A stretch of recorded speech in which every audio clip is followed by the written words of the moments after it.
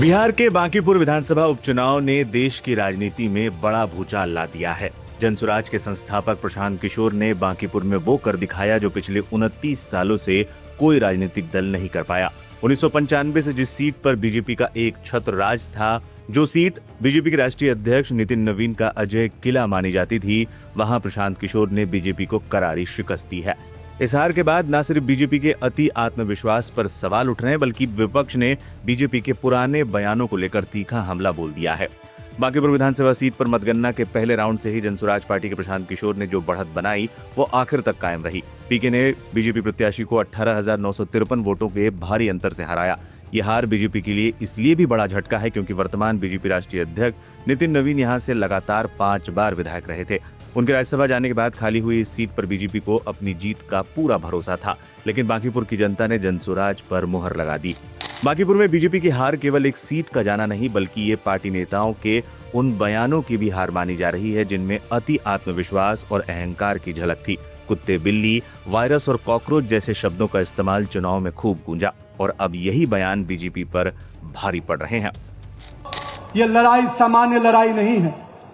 जिस प्रकार से इस देश में एक वायरस और कॉकरोच जैसी पार्टियां आ रही हैं, ये देश को खोखला करने वाले लोग हैं।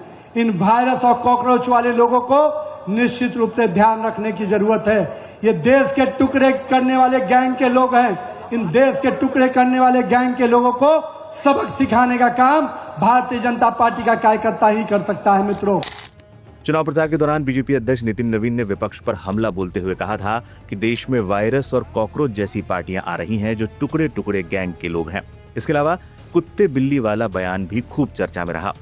बीजेपी इससे किनारा करती रही, लेकिन प्रशांत किशोर ने इन्हीं बयानों को अपना हथियार बनाया और चुनाव से एक दिन पहले ये कह दिया कि बीजेपी ऐसे हारेगी कि फिर कभी कुत्ते बिल्ली वाला बयान नहीं देगी। कितने वोट से जीत रहे कल आप काउंट कीजिएगा और हर राउंड में जोड़ते चले जाइएगा। इतने वोट से भाजपा हारेगी कि जीवन में कभी ये कहने का दुस्साहस नहीं कर पाएंगे कि हम लोग कुत्ता बिल्ली को भी खड़ा करेंगे तो चुनाव जीत जाएगा।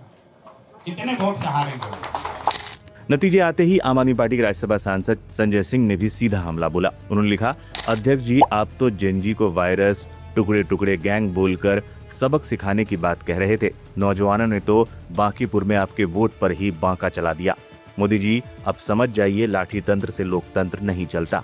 इस सियासी हमले में सबसे बड़ा और तीखा तंज समाजवादी पार्टी के प्रमुख अखिलेश यादव ने कसा।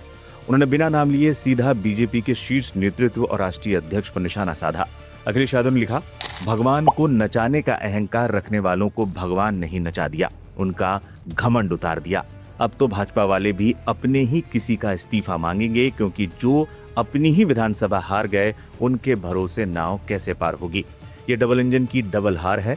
अब बीजेपी का टिकट लेने वाला ड्रोन और दूरबीन से भी ढूंढे नहीं मिलेगा।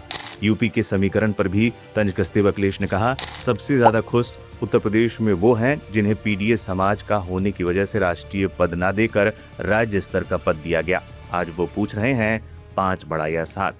अखिलेश यादव के अलावा तेज प्रताप यादव और भाकपा माले महासचिव दीपांकर भट्टाचार्य ने भी इसे बीजेपी के लिए एक बड़ा राजनीतिक संदेश बताया। बांकीपुर के नतीजे ने साफ कर दिया है कि बिहार की राजनीति में अब जनसुराज नाम की एक नई और मजबूत फोर्स खड़ी हो गई है। प्रशांत किशोर ने बीजेपी के सबसे सुरक्षित किले को ध्वस्त कर न सिर्फ अपनी ताकत का एहसास कराया, बल्कि विपक्ष को भी बीजेपी पर हमलावर होने का बड़ा मौका दे दिया। देखना दिलचस्प होगा कि बिहार विधानसभा के आगामी मुख्य चुनाव में ये बांका कितनी सीटों पर चलता है।